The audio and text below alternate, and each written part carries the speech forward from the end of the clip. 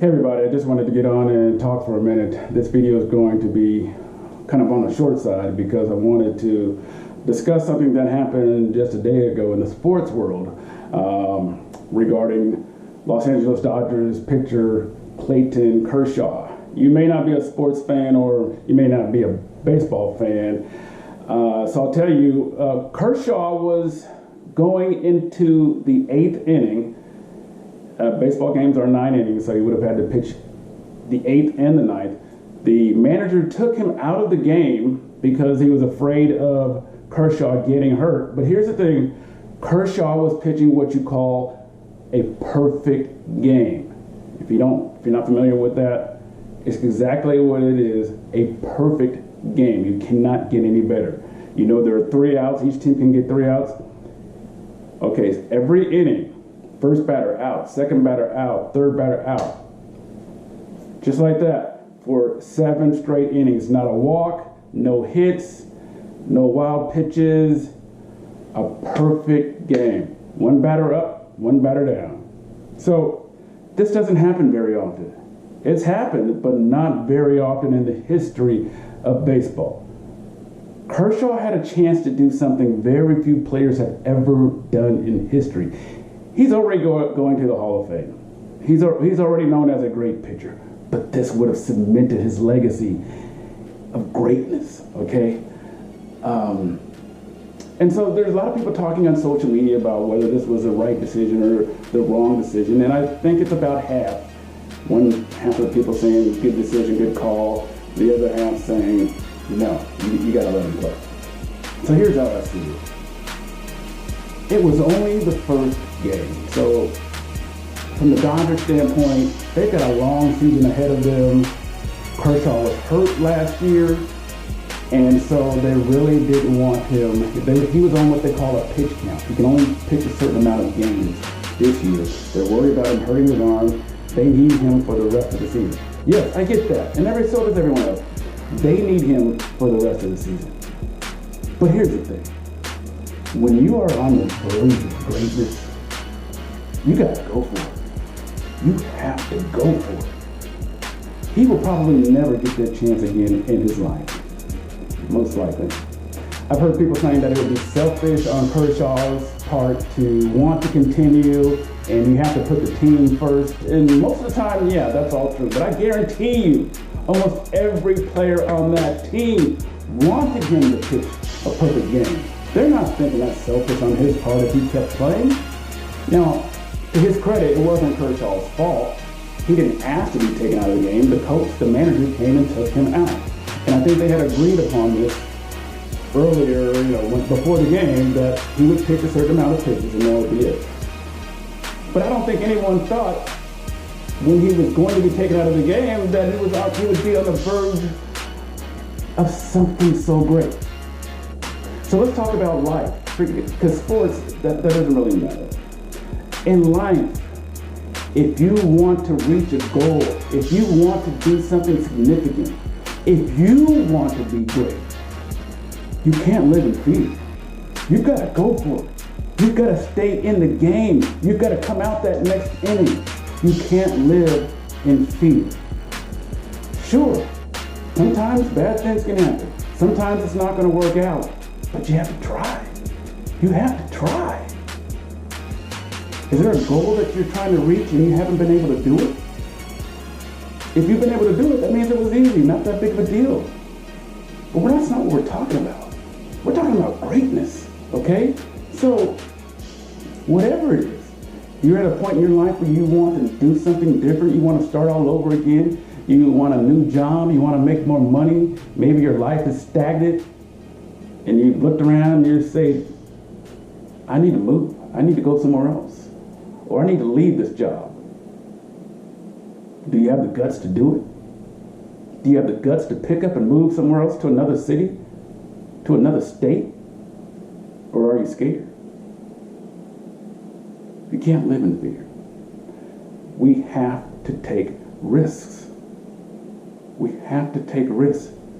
Nothing ventured, nothing gained. If you're happy with where you are, if you're happy with the status quo, okay, this video is not for you. This video is not for you. I'm talking to the people who look around, they've self-reflected, and there's something that they want to do, and it's not going to be easy. Or something they want to do, but there's something holding you back. As Steve Harvey says, you have to jump. You have to jump. He tells a story about someone on a cliff, and he's gonna jump, and he's got a parachute, and they're afraid. You'll never fly if you don't jump. You've got to believe that parachute is going to open. You've got to believe it. You have to believe in yourself.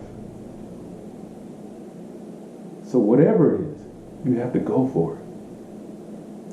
There's no guarantees. There's no guarantees in life. But whatever happens, it's not going to be as bad as what your mind is telling you could happen. That's the problem.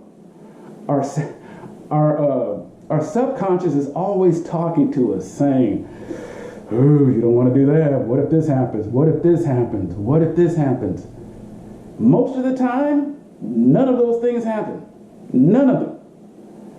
And if they do, it's not as bad as you thought. It's not as bad as your mind told you it would be. Many of you have bad things happen. I'm not talking about loss of life. I'm talking about you've been fired, you've lost your job, you've been laid off before. Was it really as bad as you thought it would be? In some cases, yeah. Maybe you lost your job, you didn't have any money, and it really sent you into a big hole. You had to take out loans or it hurt your credit. Yeah, sometimes things can be bad. But in a lot of cases, things get better. You lose your job and you go someplace and you're happier, or you have different hours, or you meet new friends. Maybe that's where you met your wife, your spouse. Good things can happen too from change. But you can't be scared. You can't be scared. So whatever it is, block all that out. Don't worry. You can't live in fear. You cannot live in fear, or you'll never do anything great. Never. Remember the Tom Hanks movie Castaway, where he's stuck on the island, and at the beginning he tries to get off the island in this little piece of whatever, raggedy, I don't even know what he called that, with the wood, and he tried to get it, some kind of raft, and he didn't make it. And he spent the next 4 years on that island. The next 4 years.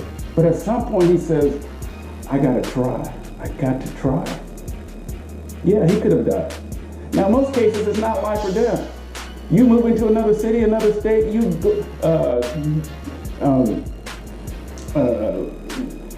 going to a different job. Those aren't life or death decisions.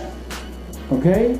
Don't let your subconscious tell you all these negative things that keep you from doing what you want to do to achieving your greatness.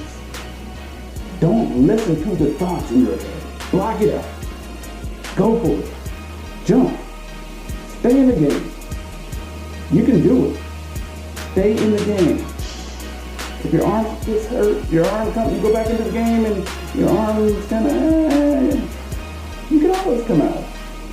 You move to another city, you don't like it, you can always go back to your old hometown. You want to go back to school, you start studying, and for some reason you just can't make it, you can't find the time, or this isn't for you, you can always stop. Whatever, there's nothing permanent. But try. Because if things have been the same for you or haven't worked out for the past how many years, it's probably going to stay the same. No one's coming. No one's coming to help you. Not your parents. There's no help. The Calvary's not coming for you. This is how it is, and this is how it's going to stay. Nothing is going to change unless you change. That's what I've learned myself. And I'm working on things personally myself at the age of 53. I can't believe I'm that old, but nothing is going to change unless you change. So don't be afraid. Don't listen to it. Make it happen. Same again.